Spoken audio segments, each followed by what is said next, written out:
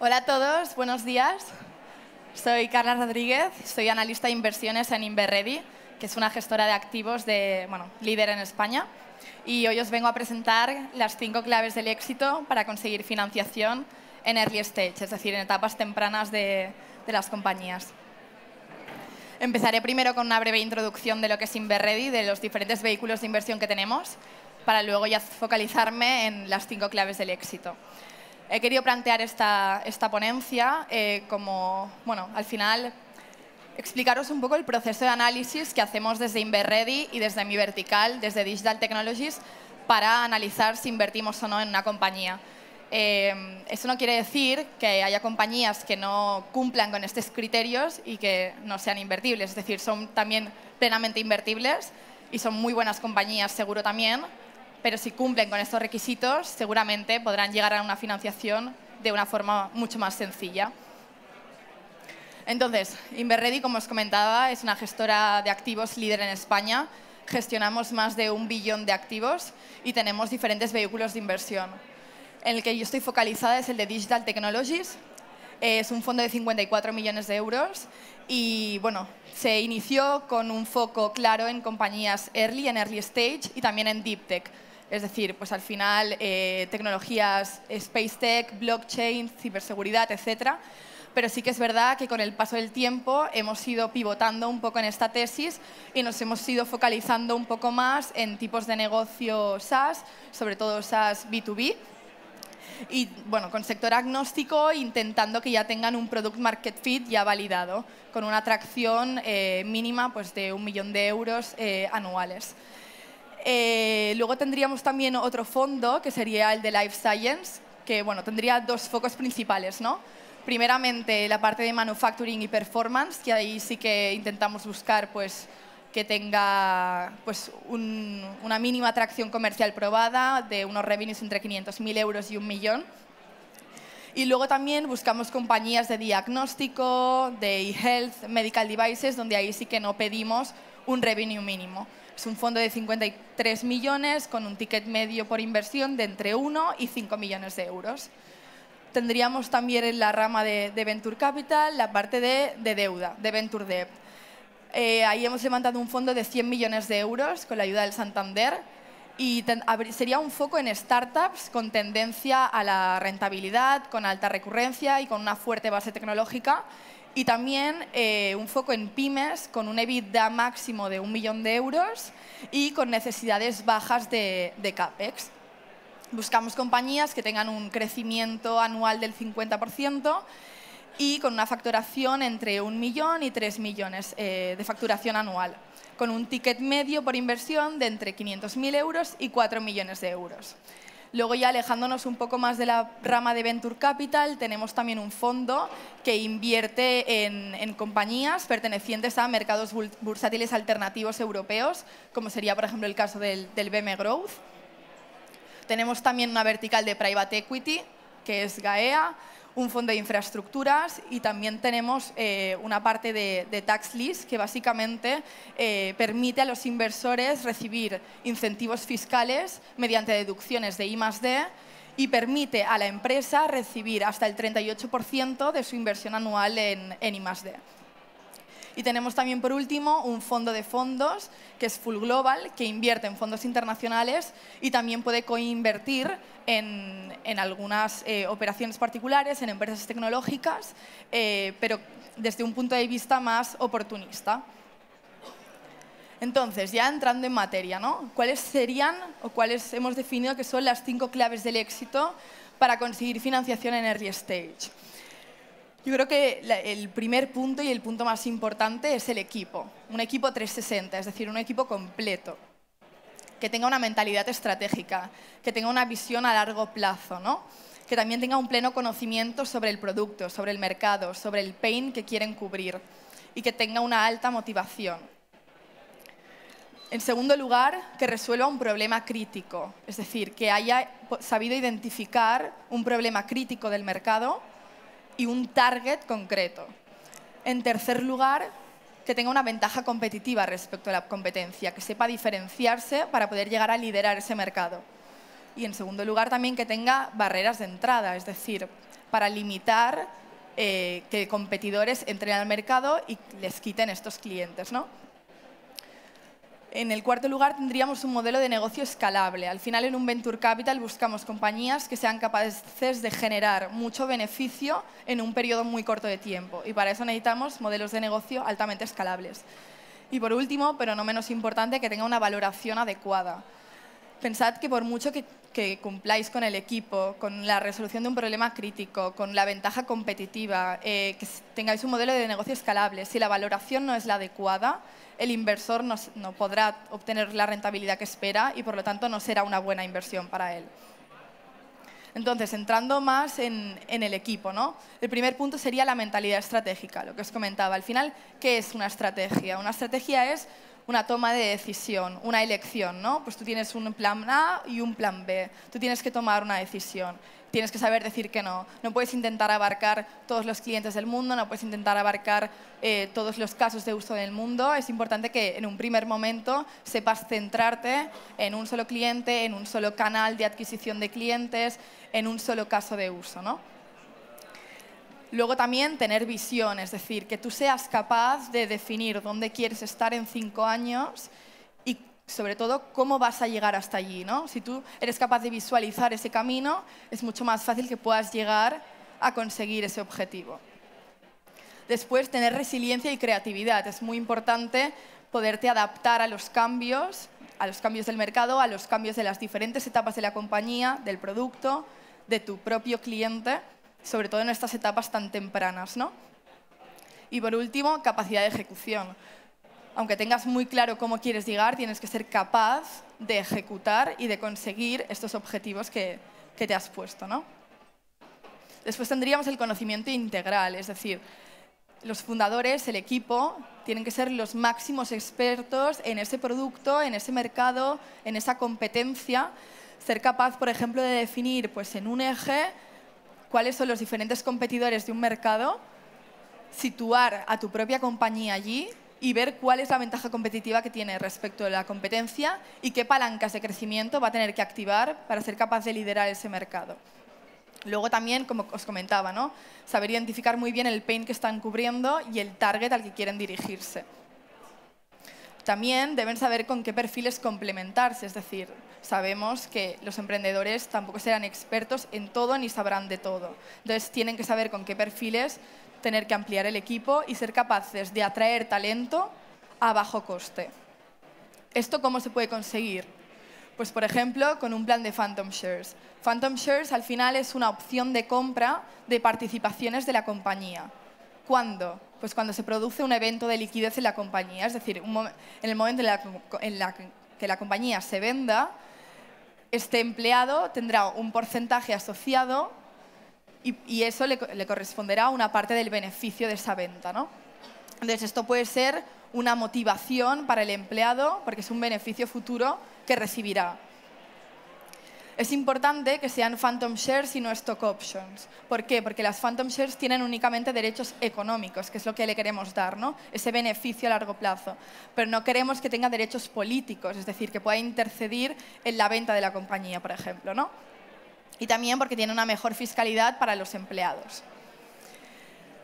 ¿Qué os podríais preguntar? ¿A quién le doy, no, estas Phantoms?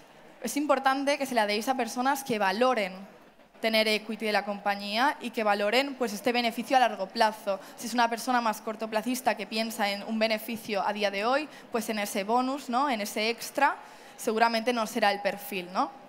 Tenéis que ser muy selectivos en este caso. Y también dárselo a empleados clave, es decir, personas que creáis que van a estar muchos años en la compañía y que realmente vayan a tener una proyección dentro de vuestra empresa y que van a aportar mucho valor y con una motivación y dedicación full time. Y otra pregunta que os podríais hacer es, ¿vale? ¿Pero cuántas le doy, no? Es mucho mejor dar muchas participaciones a pocas personas que dar pocas a muchas. Entonces, una forma de medirlo, por ejemplo, es pues, dar un porcentaje tal que en el exit este empleado reciba entre 3 o 4 veces el salario anual. Un ejemplo, pues un empleado que está cobrando 50.000 euros al año. el objetivo sería que en el momento de exit llegara a recibir entre 150.000 euros y 200.000 euros, porque esto sería una gran motivación para el empleado, ¿no? ¿Cómo puedes llegar a conseguir eso? Pues, por ejemplo, con una venta de la compañía por 60 millones, el empleado tendría que poseer únicamente el 0,25% de la compañía, que es algo muy razonable para los baremos de Phantom Shares que se estilan, ¿no? Relacionado también con la parte de compromiso y motivación del equipo. Es muy importante que el equipo posea por lo menos un 60% de la compañía después de una serie A. ¿Por qué? Porque de esta forma los intereses del emprendedor están también alineados con los intereses del inversor y tiene una gran motivación en hacer crecer la compañía, ¿no? Entonces, ¿cómo podemos hacer para mantener ese porcentaje introduciendo capital en la compañía? Pues también buscando financiación alternativa, como sería, por ejemplo, el Venture Debt o ayudas públicas. ¿Por qué? Porque con el Venture Debt te diluyes únicamente una cuarta parte del capital que entra. Es decir, si a mí me entra 1 millón de euros en la compañía por Venture Debt, solo me estaré diluyendo por el valor de 250.000 euros, con lo cual es una muy buena alternativa. O ayudas públicas, que tampoco tienen dilución y obviamente te ofrecerán muy mejores condiciones antes que el Venture Debt, ¿no? Pasamos al segundo punto, ¿no? Hemos dicho primero equipo, el segundo punto sería la resolución de un problema crítico. Es importante encontrar una necesidad real en el mercado y tener muy claro cuál es el target de tu producto o servicio, ¿no? Por lo general, los inversores buscamos soluciones que sean un must-have antes que un nice-to-have. ¿Por qué? Porque una solución must-have, por ejemplo, sería un software de eficiencia operativa, ¿no? Que lo que hace es permitir, pues, reducir costes, producir, por ejemplo, de una forma mucho más rápida y, por tanto, generar muchos más beneficios. Entonces, tiene un impacto directo en el crecimiento de la compañía y en los beneficios que va a obtener. Por contra, una solución nice to have, por ejemplo, sería, pues, una plataforma de comunicación para los empleados de la compañía, que obviamente tiene un impacto positivo, seguramente tu empleado estará mucho más motivado y eso tendrá un impacto positivo, pero no tiene un impacto tan directo en los beneficios ni es un impacto tan medible, ¿no? El tercer punto sería la ventaja competitiva, ¿no? O sea, al final tienes que poder diferenciarte de tu competencia para llegar a liderar el mercado. Entonces, ejemplos de ventajas competitivas. Por ejemplo, tener un producto o un servicio único, ¿no? Que no ofrezca la competencia.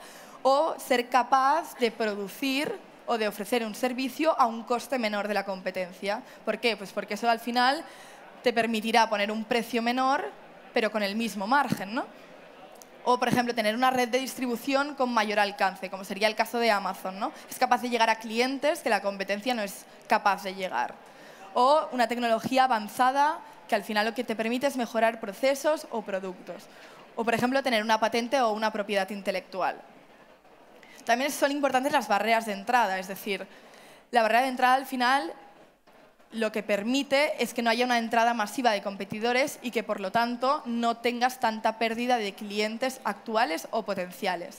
Ejemplos de barreras de entrada, pues, por ejemplo, una economía de escala, ¿no? En el momento en el que tú empiezas a producir mucho, tu coste por unidad se reduce y, por lo tanto, eres mucho más competitivo a nivel de pricing. Segundo lugar, requisitos de capital, pues que sea un mercado que necesite mucho capital para accederse y, por lo tanto, también se va a reducir la competencia, ¿no? O que tú tengas un control sobre ciertos recursos clave o sobre ciertos partnerships, o que haya regulaciones gubernamentales que hagan que sea un coste mucho más elevado o tardes mucho más en ser capaz de acceder a ese mercado. O, por ejemplo, que los canales de distribución ya estén copados por los competidores actuales, ¿no? O una dificultad en la adquisición del conocimiento o de la experiencia, como sería el caso, por ejemplo, pues de sectores como el aeroespacial, que necesitan un alto conocimiento para poder llegar a producir un producto de ese sector, ¿no? En el cuarto lugar tendríamos modelo de negocio escalable. Al final, como os comentaba al principio, el Venture Capital busca conseguir una gran facturación, unos grandes beneficios, pero en un periodo corto de tiempo. Entonces, para eso es importante que el modelo de negocio sea altamente escalable, ¿no? Entonces, ¿qué nos gusta ver en las compañías? Pues que los mercados sean, primero, lo suficientemente grandes, ¿no? Para poder generar el beneficio que buscamos, que tenga un poco CAPEX, que también tengan un foco en el caso de uso, como os comentaba antes, ¿no? Si tú intentas abarcar todos los casos de uso en el mundo, seguramente no acabarás siendo el mejor en nada, ¿no? Y que tengan, por ejemplo, un modelo de recurrencia, como un tipo SaaS, Software as a Service, ¿no?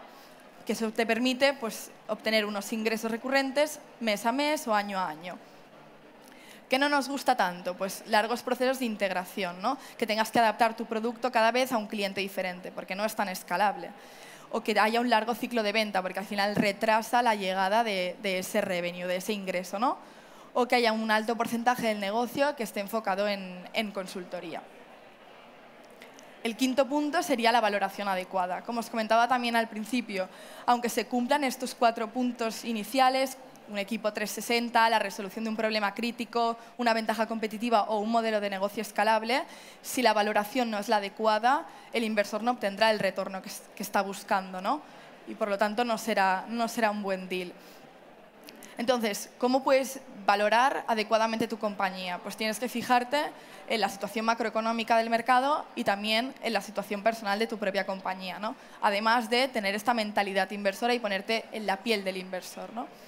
Entonces, bueno, como supongo que ya sabréis, han habido estos 2 últimos años de gran volatilidad e incertidumbre en el mercado en torno al valor intrínseco de las empresas tecnológicas. Y eso ha supuesto una fuerte corrección en los múltiplos de enterprise value sobre el revenue y de las valoraciones también en rondas de más de 1 millón de euros. Entonces, como podéis ver, pues, por ejemplo, esto es un ejemplo con el SaaS, ¿no? La curva negra indica el enterprise value sobre el revenue, es decir, el múltiplo, ¿no? Que llegó a estar en 17x y ahora está en un 7x, con lo cual se ha producido una fuerte corrección, ¿no? Y también podéis ver cómo ha caído a la mitad el pre-money medio de una serie A.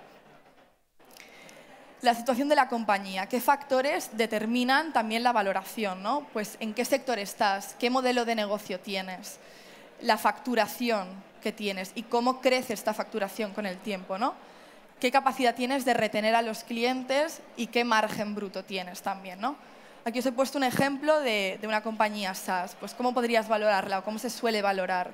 Pues con el ARR por un múltiplo de valoración. ¿Cómo determinas este múltiplo, ¿no? Pues primero con la situación macroeconómica, al final pues puedes coger un índice que coja las 50 compañías SaaS bursátiles del mundo y con eso haces una media y consigues un índice. Pero también con la propia situación de la compañía, que sería el ratio de crecimiento del revenue y la calidad del revenue recurrente. Aquí podéis ver 2 gráficas. En esta pues veis cómo el ratio de crecimiento del revenue se relaciona con la valoración y en la otra cómo la calidad de este revenue recurrente se relaciona también con la valoración. Y luego también tener una mentalidad inversora, es decir, ponerse también en el papel del inversor.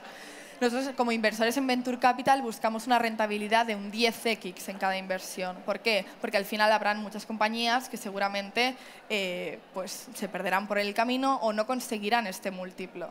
Entonces, pensad que nosotros lo primero que vamos a hacer es, cuando nos digáis una valoración, calcularemos el post-money, lo multiplicaremos por 10 y pensaremos si realmente es viable en un plazo de 5 o 7 años vender esta compañía por esa cantidad, ¿no?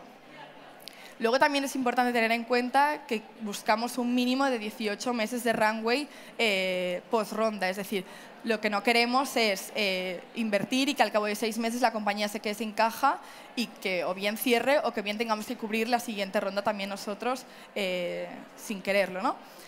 También teniendo en cuenta un poco la situación macroeconómica. Como los tipos han subido, también hay alternativas de inversión que te dan una misma rentabilidad con menor riesgo. Entonces también nuestros LPs, nuestros inversores, también son mucho más exigentes con nosotros.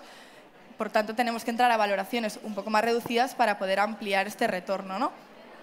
Y como os comentaba antes, por muy buena que sea la compañía, si entramos caro, esto no va a ser un buen deal para nosotros. Entonces, recapitulando un poco, pues hemos hablado del equipo, ¿no? De la importancia de tener una mentalidad estratégica, de tener un conocimiento integral sobre el mercado, sobre el producto, sobre el pain, también de la necesidad de motivación, ¿no? Del equipo, de la importancia de resolver un problema crítico en el mercado y tener un cliente target definido, tener una ventaja competitiva sobre la competencia, de poder diferenciarse para llegar a liderar un mercado y tener barreras de entrada para limitar la entrada de competidores, tener un modelo de negocio que sea escalable para conseguir altos beneficios en un corto periodo de tiempo y luego tener una valoración adecuada, ¿no? Para que el retorno también para el inversor sea el esperado. Y bueno, con esto finalizo esta ponencia. Muchas gracias y bueno, cualquier duda que tengáis.